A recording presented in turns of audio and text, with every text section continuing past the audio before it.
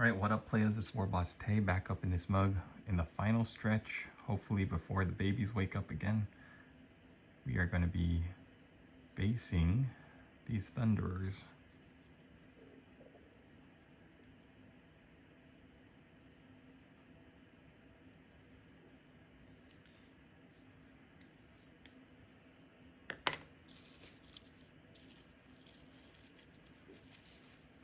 I'm using a ready-made base scatter from Geek Gaming Scenics. I believe it's called Scrublands or Patchy Scrublands. I have two of these products that are pretty similar.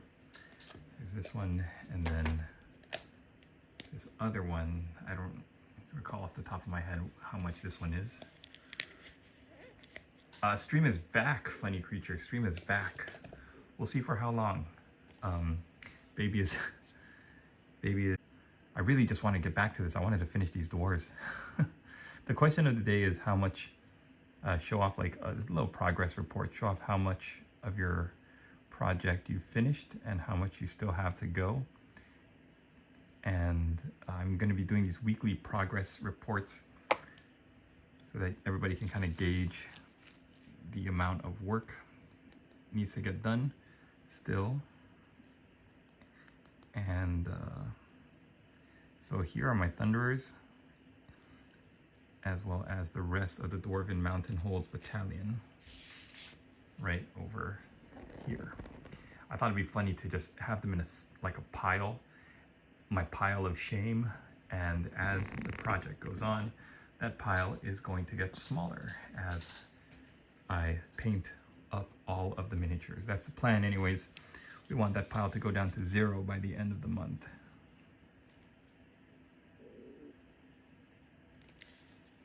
I've been trying to think of like different ways to set up. Oh, uh-oh.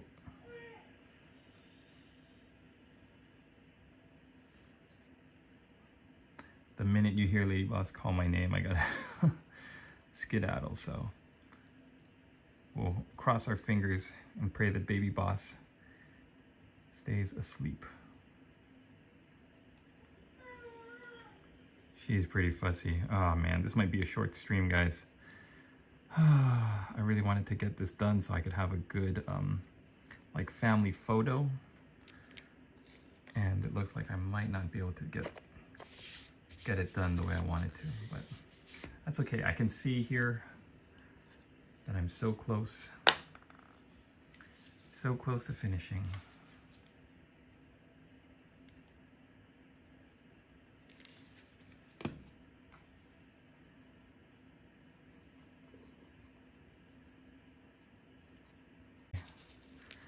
Like in the first week, you only have done so much, right?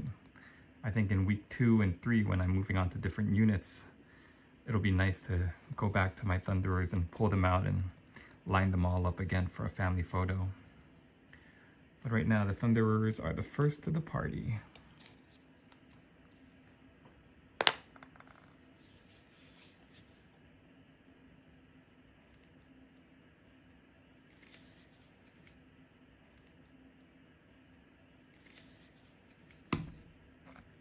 I really like this fast drying basing glue, 250 milliliters from Geek Gaming. It comes out so quickly and easily as opposed to like a bottle of Elmer's glue. So I suggest it. If you're going to be getting Geek Gaming model or basing material. Oh yeah, so Biggs found the company in Arizona. So I don't have to worry about waiting for this, my usual store that I get this from in the UK to have it in stock. Like they seem to have every single product. So check it out. I put it in the shop sharing channel. I think it's called like Kick-Ass Scenics or something. You definitely want to check it out. Get a big bottle of the fast drying basing glue, then get this Scrublands one. And also I would say get this this other one, I don't remember what it's called, but if you look at their best-selling products on the first page, just click on the filter, best-selling, and it's going to take you to everyone that I use that I think are really great. Yeah, Leo, I'm surprised too. The Twitch chat issue was a... Oh, okay. I mean, I hope that clears up and doesn't come back, because that would be a bummer to lose the Twitch chat. Did you guys know there's also, you can also stream to Facebook? Apparently that's another destination that I can stream to from Prism streaming app that I use. But I don't think, does anybody even still use Facebook for like live streaming? I've never heard of that. Maybe.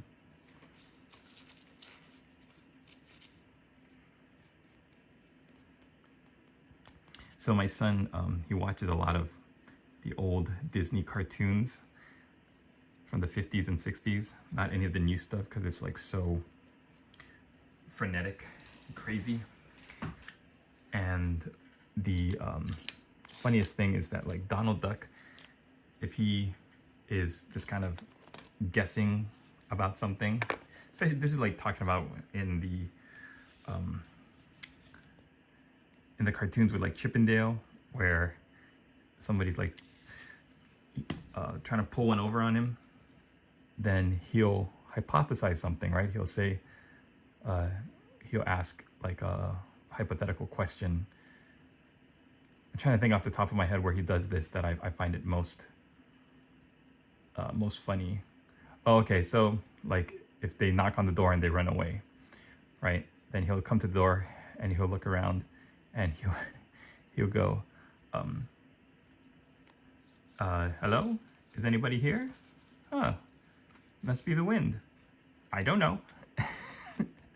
And like he'll say it in this tone of voice that's like, And the reason why I find it so funny is because my son has started doing that.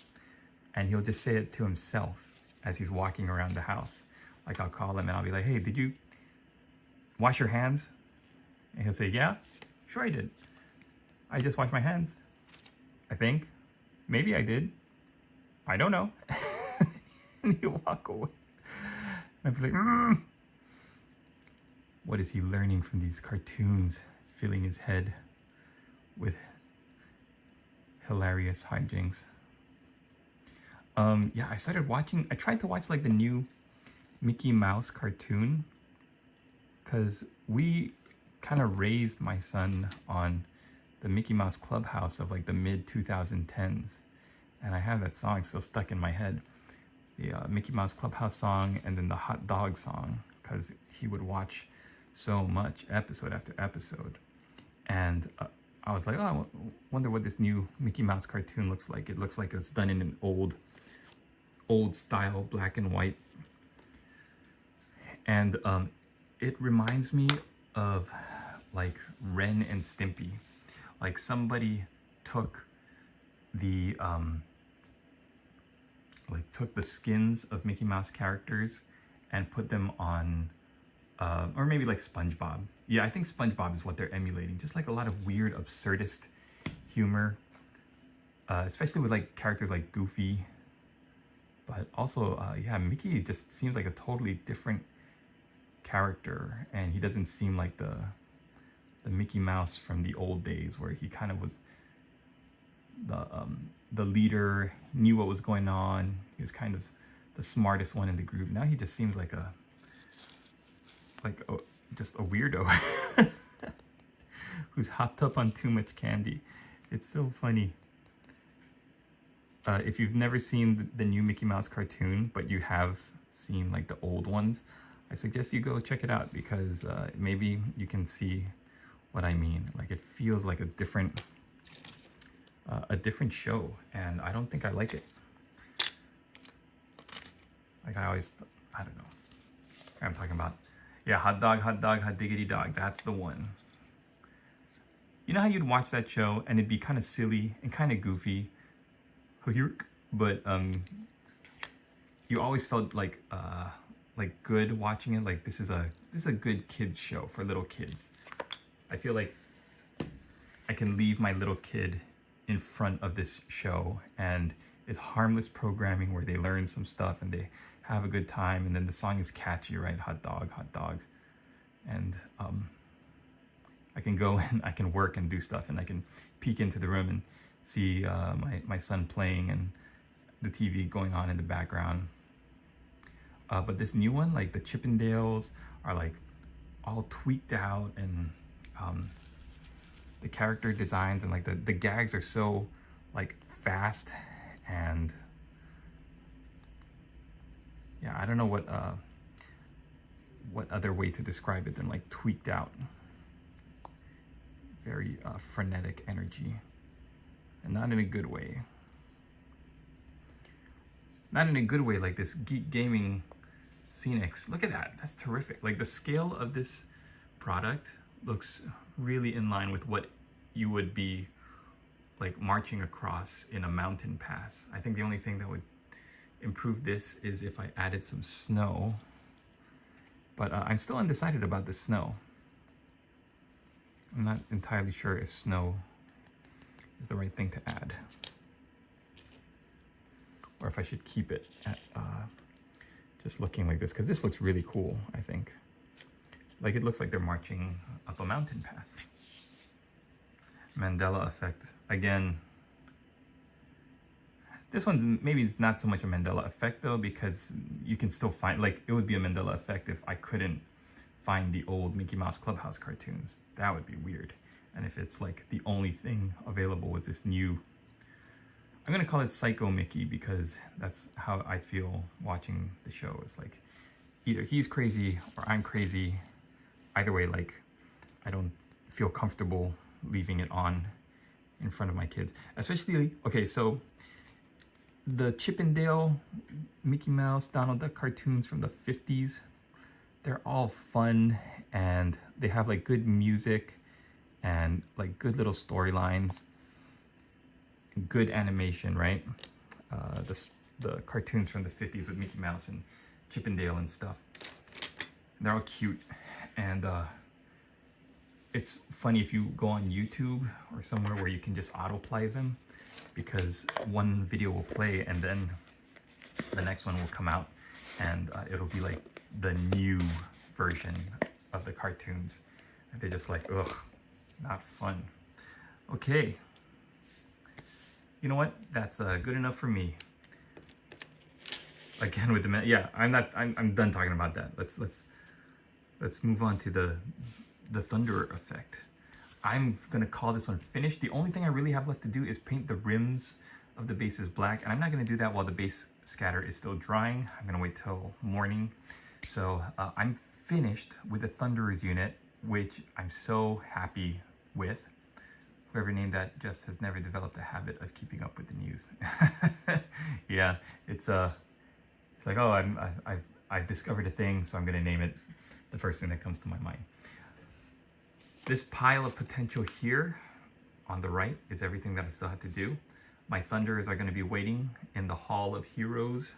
And you know what? I'm actually going to put them in a gun line, like how they're going to be on the field, right? And we will see them in all their glory. Thanks everybody for hanging out with me while I painted this unit up. I feel like just the other day, just 5 days ago, this unit was not even primed and was just being built. Wow, it's crazy to believe I built these guys during the boot camp. And that's the gun line right there. 2 ranks with your champion, your standard, and the front. I actually really love this color scheme for Barak Var, and I love that it's like an odd, unusual green color. It's not that bright warpstone green that you see on like wood elves and orcs and goblin skin. It's like a sea green. It's almost like a dark emerald. Yeah, I don't know what else to call it than like a dark emerald sea green. And it almost makes me want to do the entire army as Barak Var. But I don't know. Maybe I should. Maybe I need to rethink this whole Dwarven Holds idea that I had of making them like a force of different armies and holds. I think it'll also make it easier to sell. So you know what? I'm gonna make, yeah, let's do some close-ups. Hey, Parabot. It's always cool when I see a new person hopping into the stream. Okay, so yeah, like I said, the only thing that I'm missing is here, let's do a zoom in. The only thing that I'm missing is the rims of the bases, but this is what they look like. And as I mentioned before in an earlier stream, I'm not gonna paint their eyes, their eyeballs.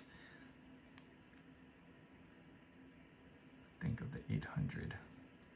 The 800?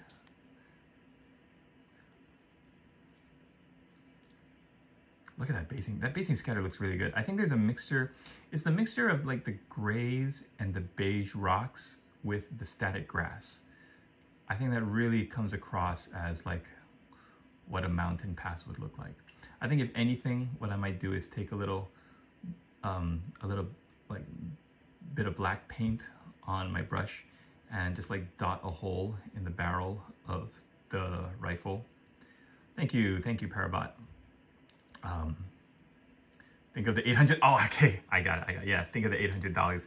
That is true. Hey, you know what? I'm gonna do it. I'm gonna make my entire Dwarven Holds battalion this dark sea green Barak Var color. I think it's beautiful. And then you pair that with the brown of the like coats. Yeah, the groundwork does sell it. I think so too. So I was debating, guys, whether to do like a cover of snow, but at this point, you know what? I think that might take away from other elements of the model that I find interesting, like the green. And also, it looks like they're marching through a pass. I might just say that they're marching through a mountain pass that is cold but doesn't have any snow. Let's say that, or maybe it's springtime and the snow is all thawed out. I really like that idea of using these standards now to not only use the Barak Var transfer, but also the these faces. These faces look terrific, and it's a little too shiny. So you know what that means? We got to dissolve it with some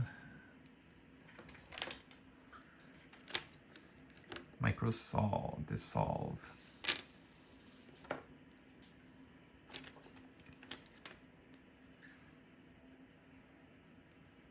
Yeah, so I'm going to be linking in all of my videos the Dwarven Mountain Hold Battalion, and if you would consider, if you're interested in purchasing these, checking out the links from the tagged product in these videos, that would really help me out, because I'd be earning, I think they said something like a 3% commission. So I mean, it's gonna be so small, like $3 or $4, but every bit would help, and it would be awesome. I'm also gonna link the transfer sheet, because for some crazy reason, whatever vendor is selling these Dwarven Mountain Holds is also selling the transfer sheets for the Dwarven Mountain Holds, and I'm gonna be using them throughout my army. So I know this guy is a Zufbar face, but Barak Var is right here, and these are the ones that I'm going to be using moving forward. I might just to be consistent across all of the standards, what I might do is just have different faces, because Barak Var's got a face, and yeah, they've all these Dwarven Holds have faces. Yeah, the colors might get lost in the snow base, I agree. So what I also want to do is, I got to plat out where on this standard, like probably below the head on the left and the right, where I could put some of these runes, because I do want to use up all of the transfers on this transfer sheet. This is an amazing transfer sheet. So yeah, I'm going to be linking the Dwarven Mountain Holds as well as this transfer sheet, so that the Bufdar, so that if you are interested in purchasing it, and you use my links, then I would be earning a small commission for my studio. Enough to get me a cup of coffee to make all of this worth it. And let's see if there's anyone else. I do like the white of the this guy's beard. See, you don't need to paint their eyes. That's what I'm saying. Like from across the table. Oh, I do gotta get that little. Every time I get to about this stage when I'm like calling it done, I find little pieces that need fixing. So that's okay. That's what we're here for. Fix. Cody, I'm from Hong Kong, and here Warhammer Fantasy not very popular. And here people like Warhammer 40k, but for me, I'm always obsessed with fantasy more. Thank you, Cody. I think, you know, when we're kids, I feel like you either come into this hobby through something like Lord of the Rings, or through just your love of like science fiction stuff. Right. And there's something about like the fantasy aesthetic that is so like drawn to like little boys and little girls. But I mean the ideas of like high fantasy, heroism, and you know, the greater good, allying with like the different races allying to defeat a common enemy. There's something very stirring and heroic about that. And I think with fantasy also, you get the chance to collect and build an army of soldiers that are all fighting under the same banner, under the same leader. So you get a very sweeping scope of like all these units moving forward down the field. And in 40k, it's more of a skirmish game, right? So it's like a couple of units. You don't really get that epic feel of the last battle like in Lord of the Rings and stuff. And there's nothing that compares to a fully painted, fully based, with all the rims painted army getting put on the table. Like, that's the best feeling of the world when you're the player and you show up at the game store and you take out your units and you put it on the table. And that's the best feeling too when you're across the table from that. Like when I meet a player on the field of battle that has taken the time to paint and base every single miniature, like that shows me that they care about their hobby. They put in time and themselves, like their own energy into the game. It's the best feeling. It's like when you have when you meet someone who's like put in that kind of devotion. It's really cool. All right, you painted any Trench Crusade minis yet? Not yet, but you know what? I'm really thinking about it. I don't know. Maybe soon. We'll see how it is for me to get through all of the rest of this project. If fantasy lets us undertake the hero's journey. Yep, a common narrative archetype or story template where a hero embarks on a quest, faces challenges, and returns transformed. Amen. I completely agree. Somebody's been reading Joseph Campbell.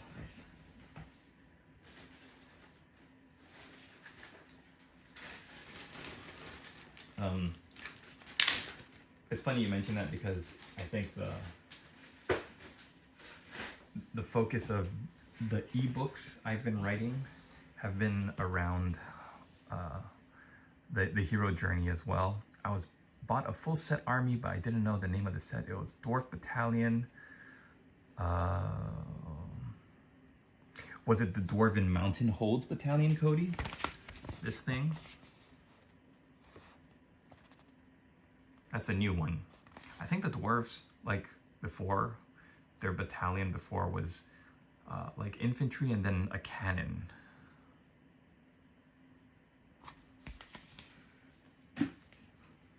Yeah, what language is that? That's a good question. All right, let's pull out this Thunderer unit, or Quarther unit. Isn't that a Quarters? These are Rangers. And then I'll set up my warriors here.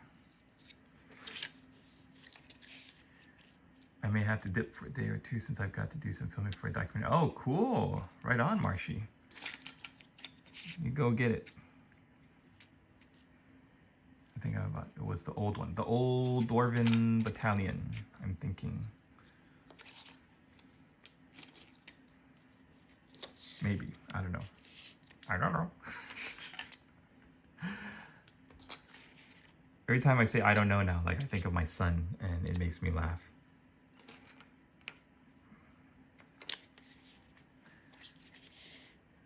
Dead Peoples. I think I bought it was the old one. The old one is good because it has cannons. Like I don't understand how this battalion went with gyrocopters instead of any kind of war machine. Like they could have, it would have been cool if they designed a war machine that's currently only available in like in metal or fine cast, you know? If they took up the flame cannon or like anything, I can't think off the top of my head, like the Goblin Hewer. Because dwarves already have the, I think they have the organ gun. Isn't the dwarven organ gun in plastic, or am I thinking that it's the Empire one? It's in plastic, I know. Look at me just playing with my toys. So I'm setting up my units right here on the table in front of me, and then we'll do a big family shot of everything that is currently painted and everything that needs to be painted. I think this is what I'm going to do going forward. Every time we have these check-in progress report days, I'll line up my entire army so we can see what's what. I have to move some stuff back here. The gyros, like, oh, it's so good. It's such a good feeling, guys. I mean, you know that. If you watch my channel and you've been watching me for any amount of time, you know that the feeling of painting and having a fully painted army is like, there's no compare to it. Okay, have you played the game Warhammer, Total Warhammer 3? I have not. I don't have a computer, and unfortunately they haven't put it on. So I have not played Total War. But I have played Total War Rome. I think I had like a gaming console for a hot minute that I was able to play Total War Rome. And I like the Total War, like the way that it works. I think it's good. And I would love to play, yeah, I would love to play Total War Warhammer.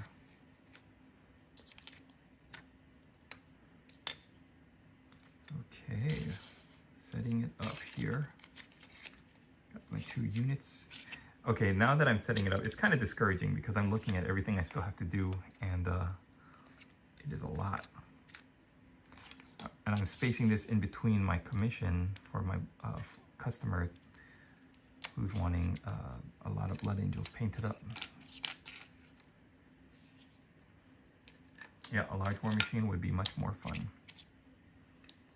Developing an entire army, they couldn't have used some of those resources to just take what is already there on the Dwarven range and make like a new version of an old war machine. I think that's a bummer. You know who I think really got the short end of the stick though, when you think about the old war releases, is my poor orcs and goblins. Like their battalion box set came and went. They have no new releases. I think actually they had that Black Orc War Boss, right? They had that character, but there's been like nothing about them.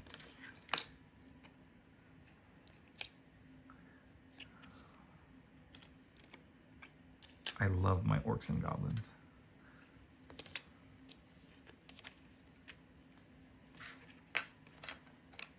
All right, question of the day.